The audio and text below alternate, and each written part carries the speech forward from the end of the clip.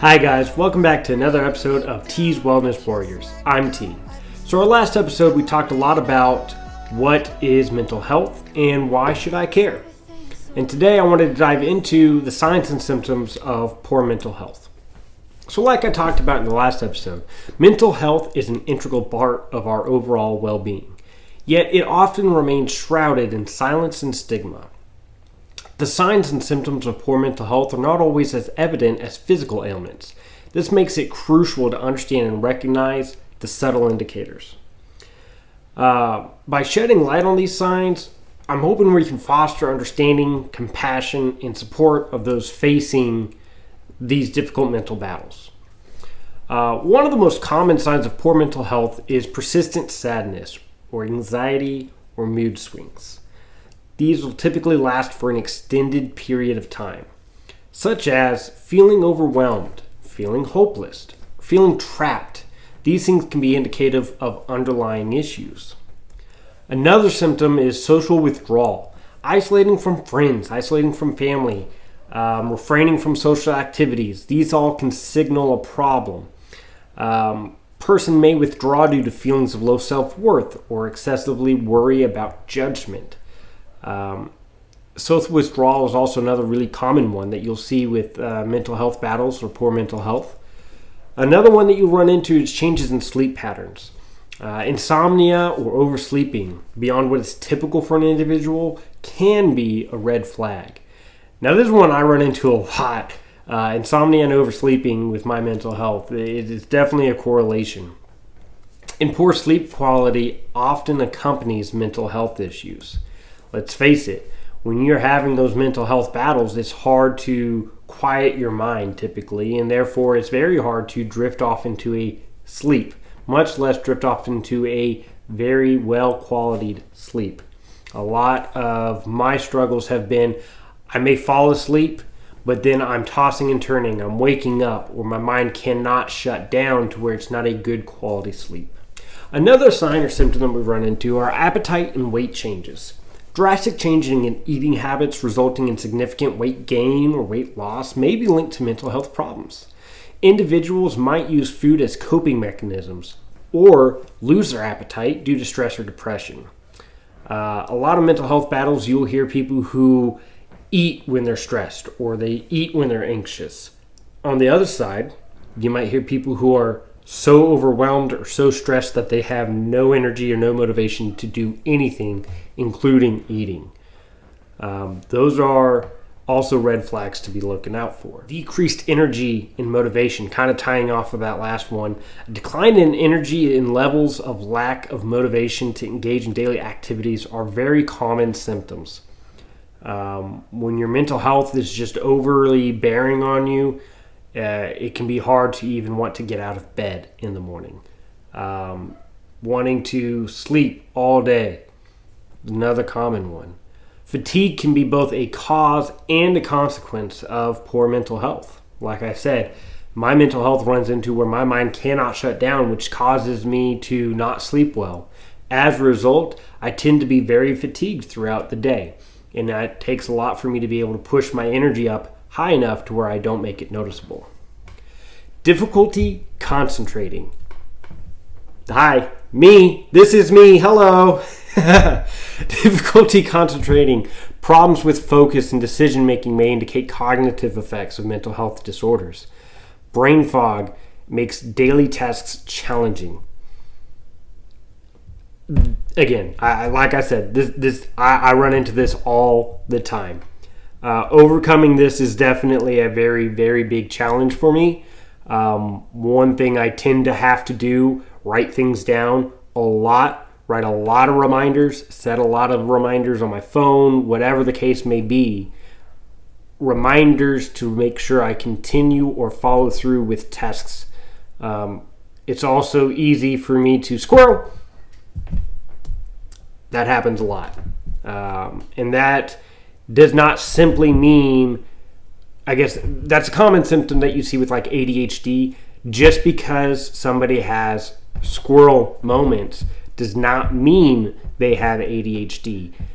Concentration issues is just an overall symptom of mental health. Now, is it a common one for that specific disorder? Sure, absolutely. But it's not necessarily the ends all meets all. This means you have ADHD. Another symptoms, physical ailments. Mental health, like I said in my last episode, ties closely with your physical health. And when one suffers, so does the other. Physical symptoms like headaches, migraines, muscle pain, GI issues, often these can be linked to mental health issues. The mind and body connection is very, very strong. Mental stress can manifest physical discomfort. Think of it this way. Have you ever gone to the doctor and they do all kinds of tests just to tell you, we can't figure out what's causing you your pain? Mental health can manifest these physical ailments. I'm not saying that's the case for every situation like that, but just as an example that that's happened. It's happened to me. I've gone to the doctor, gone through loads of tests over whatever issue I was having, for them to come back and say, all your tests are normal, I don't know what's causing this. Again, that mental health can be there because that mind and body connection is so strong. Another symptom that is very unfortunate and very common is substance abuse. Self-medicating with drugs or alcohol is a very common coping mechanism for those struggling with mental health issues. In my last episode, I talked about substance abuse disorders going hand in hand with other mental health disorders. Again, it's that coping mechanism. It's the edge relief of being buzzed, that causes people to turn to this. This can lead to a vicious cycle of addiction and worsen mental health. We run into a lot is agitation and irritability. I'm just going to say it, guys. This is another thing I fight, okay? For those who do know me very well, they know that I can get agitated or irritated very, very easily over small things. Increased irritability and agitation and anger outbursts are signs of internal emotional turmoil. These reactions and emotions might be a defense mechanism or a response to stress for somebody who is fighting mental health battles. And probably the most unfortunate symptom or sign is thoughts of self-harm or thoughts of suicide. Like I said in my last episode, I have attempted suicide. My mind has gone down that dark path. Feeling like that's the only out is very, very hard to understand. Perhaps these thoughts, the most critical sign, any mention or indication of self-harm or suicide, it's got to be taken seriously. It's got to be. I've ran into situations where, me and my friends, there's a lot of friends I have who also fight mental health battles, and we kind of reach out to each other as our own support group, if you will, when we're struggling with those mental health battles. And I've had that situation where one of my friends had made the comment of, I should just end it all and at least it'd be easier for everyone else. When you know anybody who has those thoughts or those indications, please seek immediate help. Find support if it's you or someone you know experiencing these thoughts. Like I said in my last episode, there is the 988 Crisis Lifeline. That's available 24 hours a day, 7 days a week, 365 days out of the year.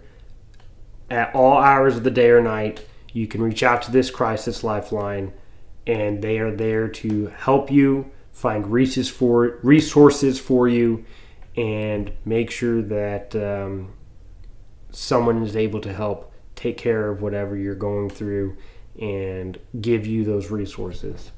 Please utilize that lifeline if ever necessary. It's essential to remember that these signs and symptoms may vary from person to person. No one person is the same. No one person reacts to their mental health struggles the same. Just because I react a certain way with my mental health battles does not mean that my friend reacts the same way. Does not mean that my siblings would react the same way if they had those battles, okay? Each person is unique. Each person reacts differently. Some can be more pronounced and some could be more subtle, depending on the individual and their specific mental health battle that they have. Additionally, some individuals may hide their struggles. Some hide it very, very well. I had somebody actually tell me that they did not believe that I have or ever had problems with mental health battles, thoughts of suicide, attempts at suicide. They had thought that I was just an average Joe, normal happiness, didn't have any type of battles.